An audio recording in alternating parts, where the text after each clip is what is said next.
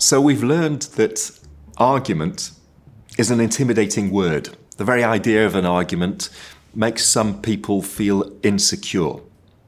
And what we've realized is that when it comes down to it, there are different kinds of argument. And we need to clarify what kinds of argument we're talking about. We'd say that there are three kinds of argument. The first kind is a debate. And a debate is where I must convince you. That's my aim. My aim is to show you that you are wrong and I'm right.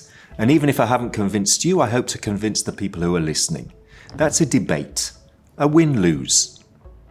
Has great value, debates are really important, and that's not the only kind of argument that there is. Second kind of argument, where two people come into the room with different opinions, is what we might call a negotiation. And in a negotiation, our aim is to decide.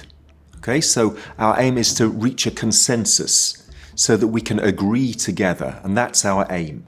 As opposed to me convincing you, the aim is for us to agree. Negotiations and debates have great value, and they also have downsides. Because the downside of the debate is, of course, it's built as a win-lose, so someone loses. The downside of the negotiation is that in order for us to agree, and especially if we are aiming to reach consensus, we may well give up on things which are crucially important to us and our identity, and we may give up on it in order to reach agreement.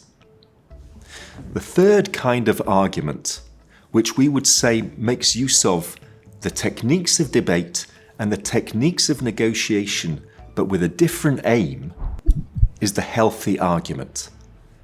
And a healthy argument, my aim is not necessarily to convince you, not necessarily for us to agree.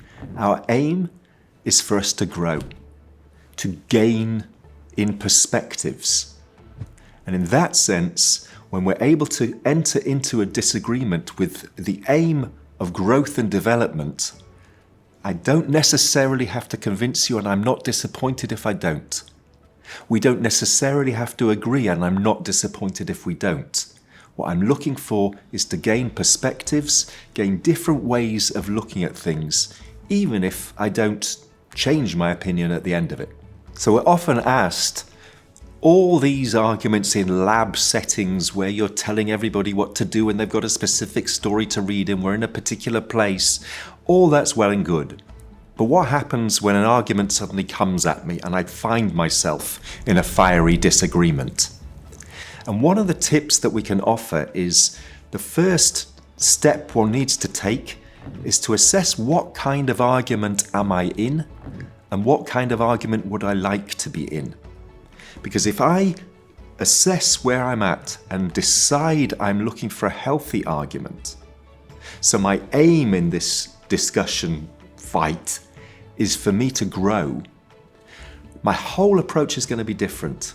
I may argue less, I may listen more, I may ask more questions, and in that sense, I may well influence the entire timbre of the argument itself, just by shifting my intentions from debate and negotiation to a healthy argument.